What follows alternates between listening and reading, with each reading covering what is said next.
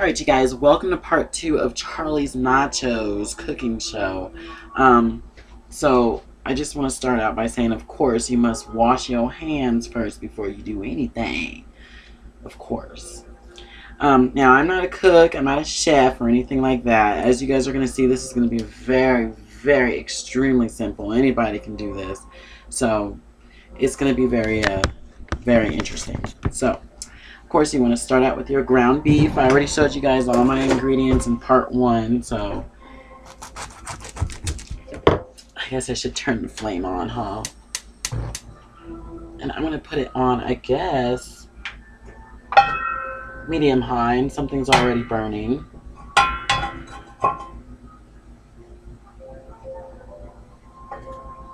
Okay.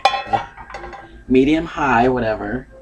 Or medium, I guess is best. I'm going to pan the camera down right here. And so, of course, I'm not telling anybody how to cook or anything, because this is not me teaching how to cook. It's just showing you guys how I make my nachos and stuff. So, I'm just going to use one of these logs. I'm not going to cook both of them, just one of them. Oh, yeah, look at that beef hamburger.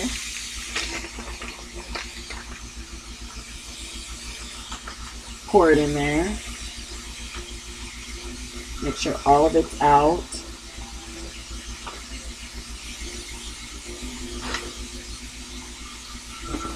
And of course, I don't want to burn up the place, so I'll make sure the heat is not too high. Get a fork.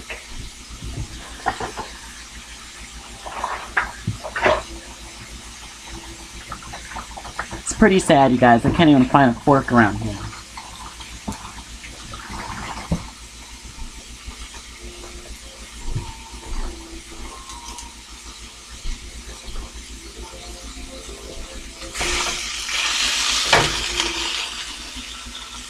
Chop that shit up.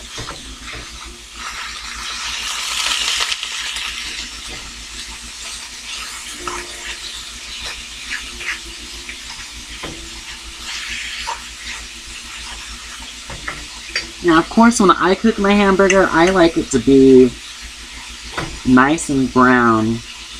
Almost kind of like crispy. I mean, of course, I like to make sure it's cooked all the way, but yeah. I like to try to mash it up as much as I can to get, like, you know,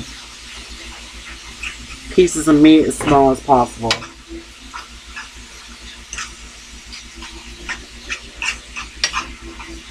I guess you can say well done is how I like it. I don't want no red in it. Me and Kaya actually went to Applebee's a few weeks ago. No, not... Well, me and Kaya went to Applebee's yesterday. But it was me and Celeste who went to Applebee's, I think, last week. And I had asked for my burger well done. They came back and there was still pink in it. And I'm like, really? But I didn't give it back to them. I was just like, whatever, because it had like a little bit of pink in it. But still, I wanted it well done, like no pink at all. I feel like I'm eating uncooked food when it's pink like that. So, yeah. I like to make sure it's all the way cooked. To the point where it's kind of like almost burnt, but not really. Just crispy. And like when you cut it open or something, you don't see pink, you see brown. Like it's cooked. That's how I like it. Of course, I don't really cook too often. So when I get a chance to do this, it's actually fun. You know. Usually I eat at work all the time or get something that's already pre-made, but this time I wanted to just make it my own way. This is pretty much the longest part of the process, is cooking the beef.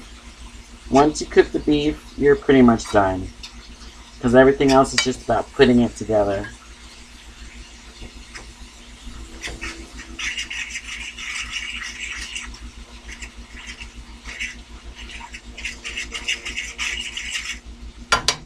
So I don't know how many of you actually wanted to tune in to the Titanic book reading series, but I'm going to be honest. Yesterday I was reading chapter 4. Right in the middle of chapter 4, I wanted to give up.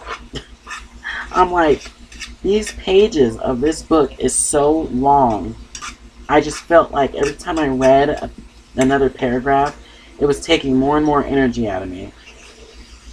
So honestly, I didn't wind up finishing the entire chapter 4.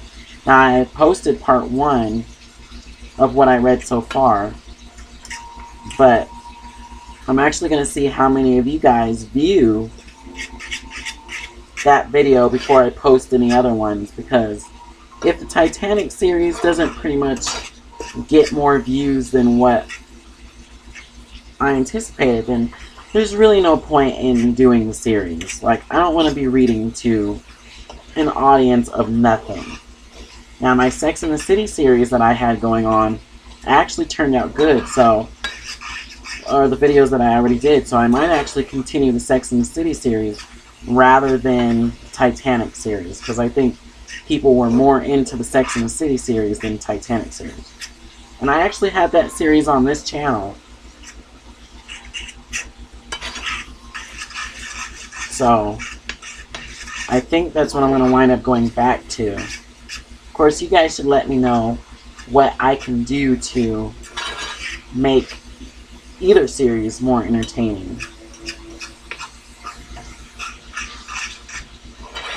There we go. See? It's nice and brown. It's exactly how I like it. But it needs to be a little bit more crispy, so.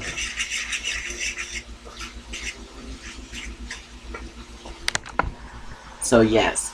So this is part 2, you guys. This is just browning of the meat. So if you guys want to continue to see the putting together of my nachos, stay tuned for part 3. I'll be right back. So, holla back.